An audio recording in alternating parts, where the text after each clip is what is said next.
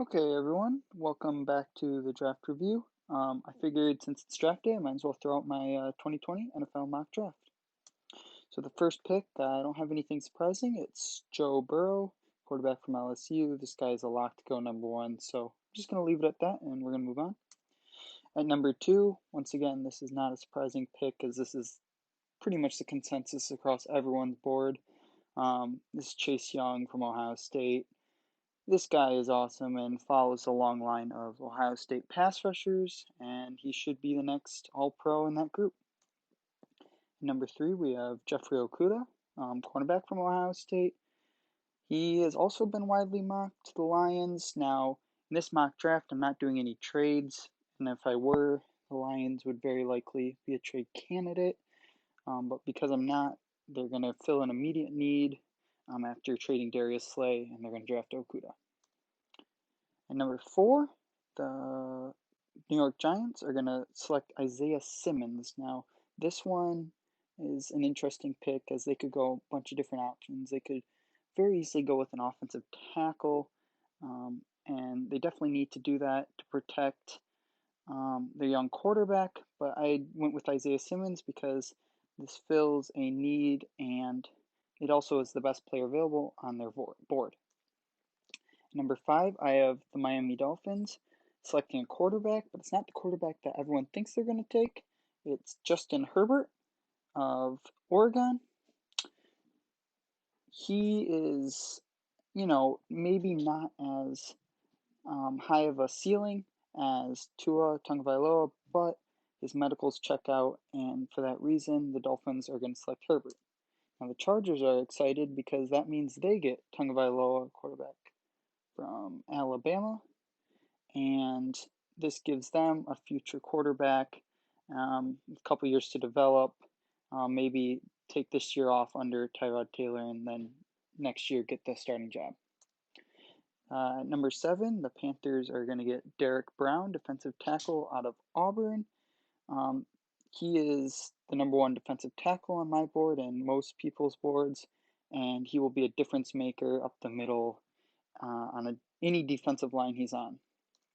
And number eight, the Cardinals are going to take their first selection of offensive tackles. Now, this could be any one of the big four, Andrew Thomas, Mekhi Becton, Jarek Wills Jr., or Andrew Thomas. Andrew Thomas is who I have the Cardinals taking, but really it could take any of the big four here, and they're happy that they get their choice.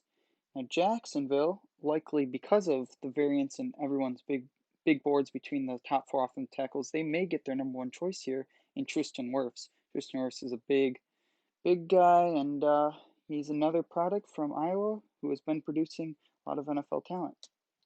Number 10, the Browns are going to keep the ball rolling with the offensive tackles, and they're going to take Jedrick Wills Jr. from Alabama. And then finally, number 11, the Jets are going to end the run of offensive tackles, taking Mekhi Becton. Number 12, the Raiders are happy here because they get to get their number one wide receiver, and it's not A, it's not B, but CeeDee Lamb, wide receiver from Oklahoma. And John Gruden's going to get a new wrinkle to his offense, and we're going to be able to see if Derek Carr is actually the guy in Las Vegas. Number 13 could easily take the 49ers could easily take a wide receiver here with Jerry Jeudy and Henry Ruggs still available. They decide to fill the vacancy left by DeForest Buckner, and they take Javon Kinlaw, defensive tackle from South Carolina. This guy's another highly talented defensive cog in the middle, and he will be on their team for years to come. Number 14, the Buccaneers will take Henry Ruggs III, speedy wide receiver out of Alabama. Now, I know you guys may be thinking, the Bucs don't need a wide receiver, but can you imagine Henry Ruggs with Tom Brady? That would be wild and just add another weapon. The other reason I think this is going to happen is because the Buccaneers are showing that they want to get a bunch of weapons around Tom Brady, and they're in win now mode. Even after getting Gronkowski, that just reinforces that fact. Henry Ruggs would give them immediate speed and infusion of talent into the offense, but also give them sure hands at the wide receiver position. Number 15, the Broncos take Jerry Jeudy, wide receiver out of Alabama. Now, they are thrilled that he fell this far because I've seen a lot of mock drafts of the Broncos trading up, 8 or 9 and getting Jerry Jeudy. Well, they didn't even have to trade up, and they still got possibly their number one receiver on the board. Number 16, the Falcons. They've been in a lot of trade talks as well, possibly going up to 2 or 3 to get a defensive player. But in this mock draft, since there's no trades, they stay here and they still get the second cornerback on most people's big boards in C.J. Henderson from Florida. This guy has trouble tackling, but he does have the athleticism to play in the NFL.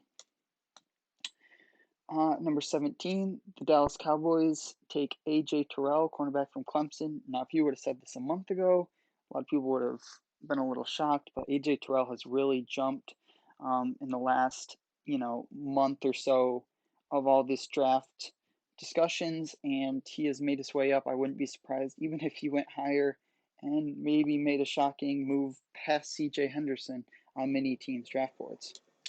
And number 18, the Dolphins take Josh Jones, offensive tackle out of Houston.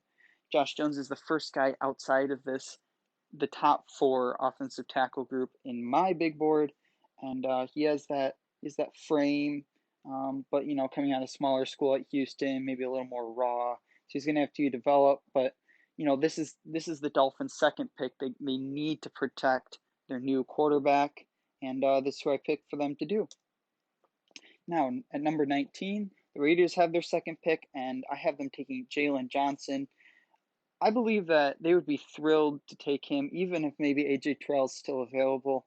Jalen Johnson, he's just a dog. He always is motivated to, get stuff done, get after the ball. He's a ball hawk. He makes big plays. So the Raiders need that on their defense. They need someone opposite Trayvon Mullen, and Jalen Johnson's the guy to do it. Number 20, the Jacksonville Jaguars get Patrick Queen, linebacker out of LSU. There's a lot of different options that could go here, but Patrick Queen is another young guy that can be in the middle of the defense, maybe even get that green dot for the Jags and help rebuild their defense. As a couple of years ago, it may have been on solid ground, but now they need to rebuild a little bit, and Patrick Queen will help them do that. At 21, I have the Eagles taking Justin Jefferson, wide receiver out of LSU. Justin Jefferson really is an X factor in this draft. He could go very high. He could probably go, anywhere from 15, but he could also potentially slide back really far into the late 20s, 30s, maybe even slip out of the first round.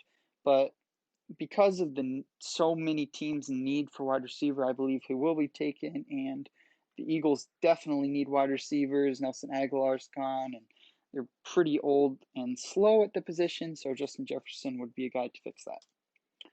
Number 22, the Vikings take another wide receiver, and this time it's Tee Higgins from Clemson. They need someone opposite Adam Thielen after the departure of Stefon Diggs, and Tee Higgins give them their best bet after, all the other wide receivers that have already gone in this draft. Tee Higgins is their next available on their big board, and they feel that this is a need that they need to replace right now.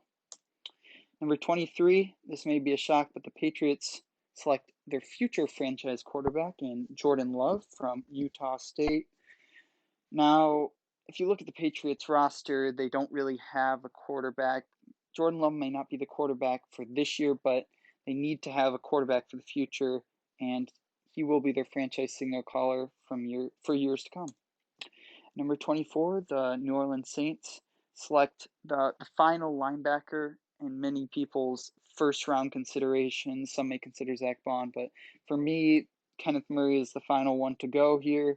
The Saints would love another person to step in right away. They're in win now mode with Drew Brees, obviously on the last legs of his NFL career, and Kenneth Murray will give them that win now mentality. 25, the Vikings get another pick, but this time they go to the defensive backs and they get Jeff Gladney, cornerback from TCU.